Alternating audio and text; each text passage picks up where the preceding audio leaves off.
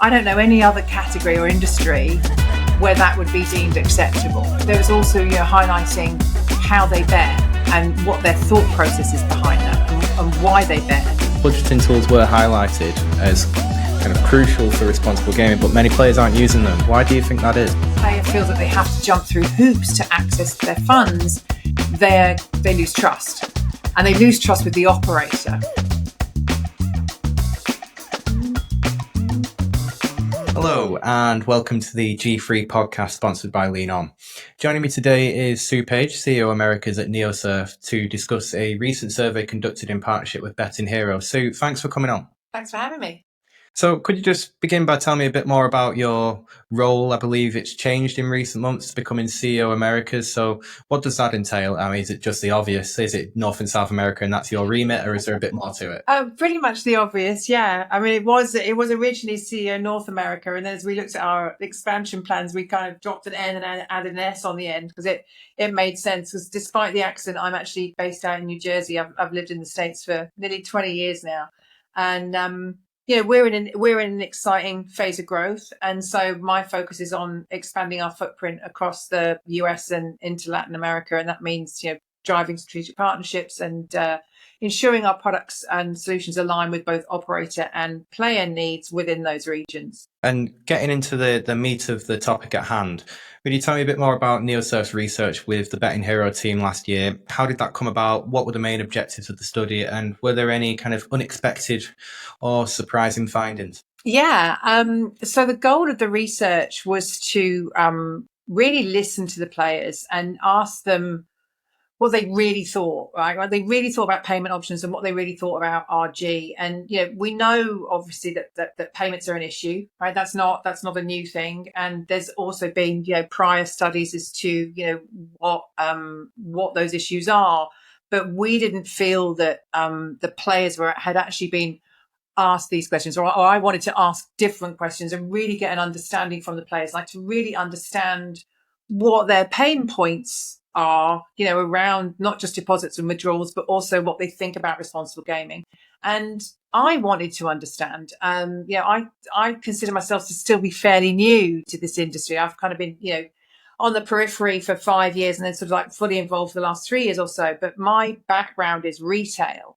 And, whenever we considered launching a new product or program or doing anything new, we would always go to the stores and we would talk to the staff and the customers directly. And you learn so much more, I think, by having feet on the ground and actually having those conversations. So these insights are invaluable. And that was really where the relationship with Betting Hero came from. We'd met the guys kind of like on the conference circuit, and I really, really liked what they did and the fact that they're down there and, they're in amongst the weeds and they're talking to the players. So it was really a natural piece for us to do this research with them. And what really stood out was how much friction still exists. So like I said, we knew there were problems, but the friction, over 50% say that they experienced payment issues in the last year. And that one for me really made me step back, because I don't know any other category or industry where that would be deemed acceptable.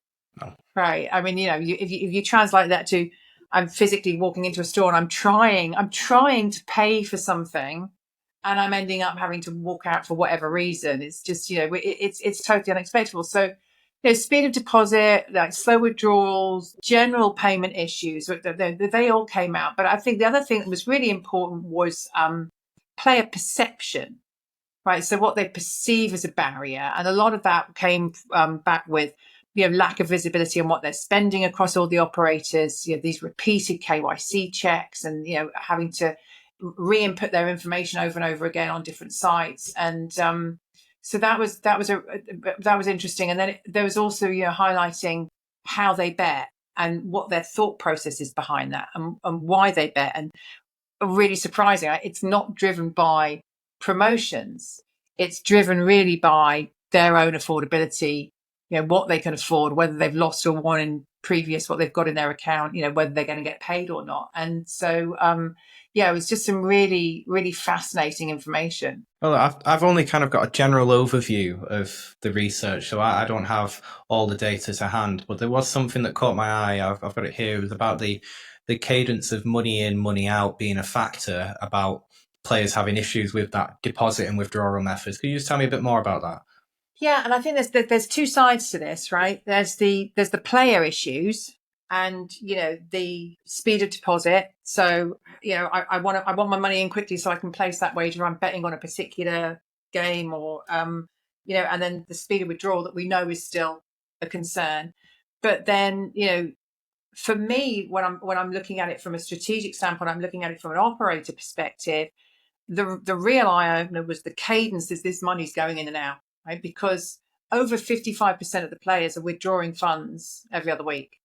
And in fact, more than half of them, I think it was like 25% of them pull it out every week. So, that's a direct cost to the operators. And we know that the operator, I hear a lot of the operators speak, they have a challenge with keeping money on the platform. And there's a cost involved here, right? It's a direct cost because generally those funds are going back in. So whenever funds are in and out, there's a cost to the operator. And then I think also that customer retention, because that player is also highly likely to take those funds elsewhere and put them onto another platform. So from a player standpoint, it highlighted that the players aren't just thinking about deposits, they're thinking about the full flow of money and that overall experience. So that the overall flow of money in, money out, and that the habit is still very much leans towards that land-based behavior. Like, I'm in the casino, I'm at the track, I've won, and I want my money. I'm going to put it back in, but I want it. I want that instant gratification. So if withdrawing or payout then is slow or cumbersome, they're going to disengage. And in fact, over 45% said they would go to another platform based on on speed of deposit. So the challenge, I think, is on both sides, and it's not it's not just about the processing times. Perception is really playing into this. I think if a player feels that they have to jump through hoops to access their funds, they lose trust, and they lose trust with the operator. Right? They're blaming the operator, so it doesn't matter. They're not seeing it as a banking issue or a card issue or their payment provider issue. It's the operator issue. So I think our role as a payments company is to make that movement a lot, as seamless and transparent as we possibly can, while we're still ensuring that compliance and security aren't compromised. Something that players said in the survey was that they want better visibility around their total spend across multiple sites. What solutions does Neosurf provide to help them track the spending? And I believe you have a dedicated wallet. How does that give you a competitive edge? So we know that players are generally using 3 to 4 apps, right? They're not loyal, as much as the operators would like it. I can think that way. They're not loyal to one particular app, and so managing their spend across multiple operators it's a challenge, and they want help, right? They want better tools, and I think that fragmented view makes it a lot harder for them to budget, and it makes the responsible gaming tools that the operators do have less effective because it's obviously siloed. When we look at the options that they currently have with RG limits, they can use the tools on an operator's site, but there's nothing to stop them from maxing out whatever limit they've put on one site and then going to the next app and doing the same thing. And they can self-exclude, but I think that's more of a preventative tool than a responsible measure when you're looking at the whole game thing. So the beauty of the wallet is that you have the ability to consolidate all of your wagering transactions in one place, right? So it becomes a central hub for sports betting, for wagering, and it makes it easier for players to see their full picture across all the operators. One of the things that really struck me, I was actually in the room and we did I can never remember the difference between quantitative and qualitative, whichever the ones when I was in the room with the players. And first off, they're not who we think they are, right? When you're talking to these, when you have this idea of who these VIP players are, right? And they're not all wearing Gucci suits and running around with Rolex watches for sure. So that was fascinating, but also, how they want the tools that they want and how they're trying to manage, I think is really interesting, and we need to do a better job of providing those solutions, and having that single point of management is something that's really valuable. And then on the the flip side of that is that we can also provide support to the operators. So, we can share information via our API, self-limit information. So, as an example, we have a partnership in the UK with Do Trust. And we have the ability to pass through those kind of like those social limits via the API. So if you've used the limit up on one site, then that's being passed out of the API and it's recognized on the operator side. So I think it just becomes a much more global view. And one of the key things that I took from this is that the players view sports betting as an activity. It's a hobby. It's something fun. It's a form of entertainment.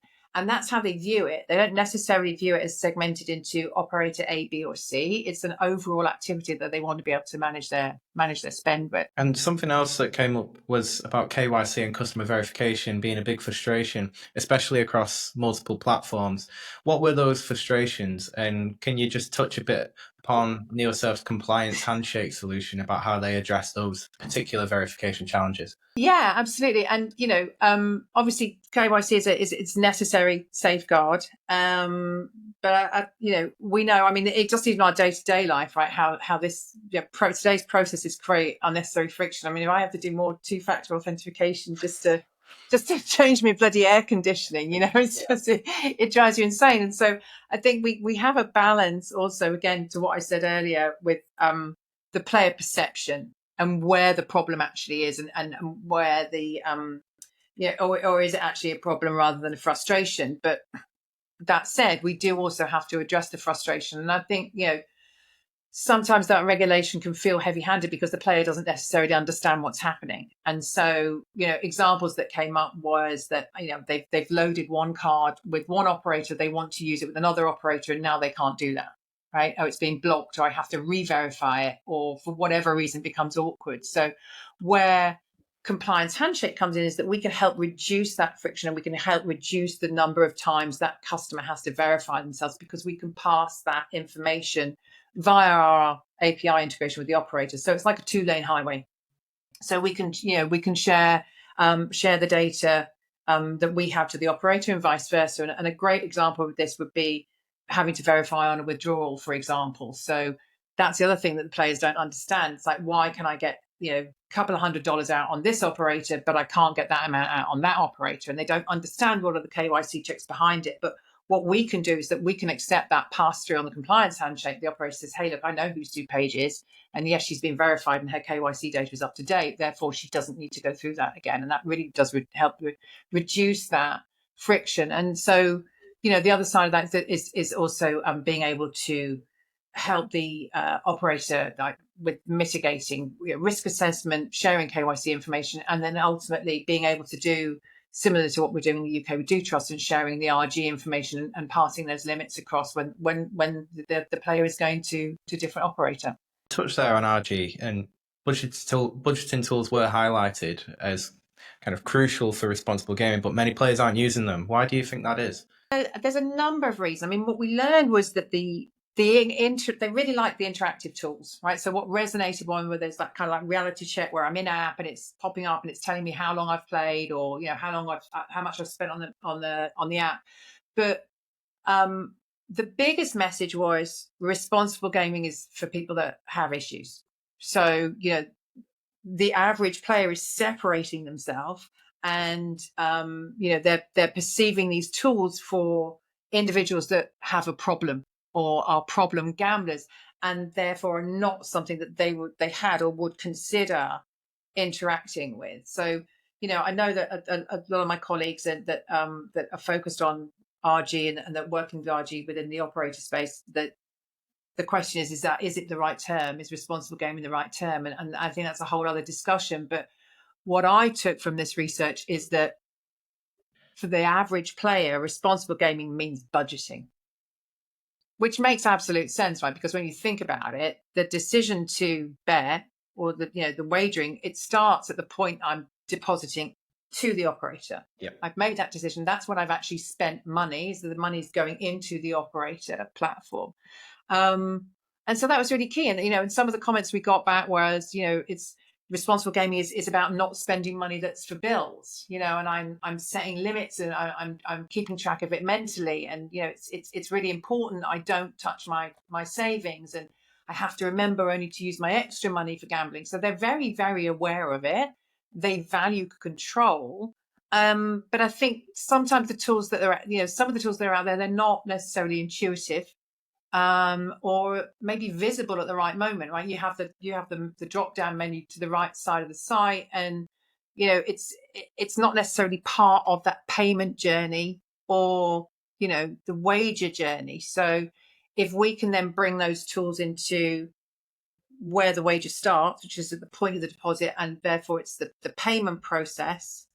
And this is where, we'll bang the drum, and Andrea, our global CEO, bang the drum about, we do believe that we are a responsible part of this ecosystem. Payments companies have a part to play. It's not just on the operators. So, giving them these tools that are simple to use and that feel natural in the flow of play, I think is certainly where we want to take the RG tools. That's an interesting point on it not just being on the operator. What can you do from your side? You can create the tools and you can give them the tools, but is there anything that you're doing to kind of boost awareness and usage of the tools to players? Is there anything that you can do on your side, or is it just more about kind of teaching and educating the operator? I think it's all of the above. And like I said before, it comes down to, I think, the language that we use and whether that's resonating with the players or not. And, putting the tools more front and center. So there's an education with the operator.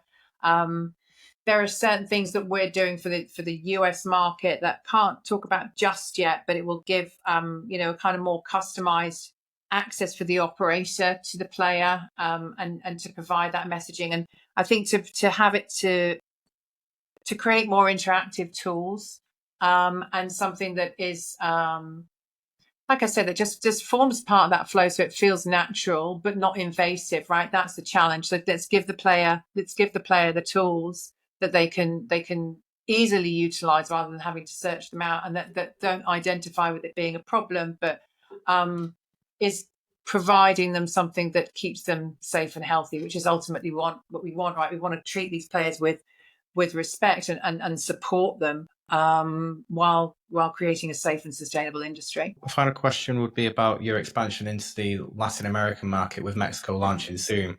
So you touched there at the beginning on how you teamed up with Betting Hero, having met at a conference circuit, you like what they do, and you decided to do this survey, which I'm sure will inform your product development for the American market.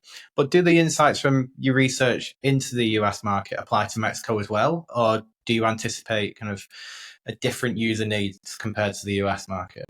The answer, I think, is yes. Player behavior is similar, but we also don't want to say that is arrogant is necessarily the right word, but there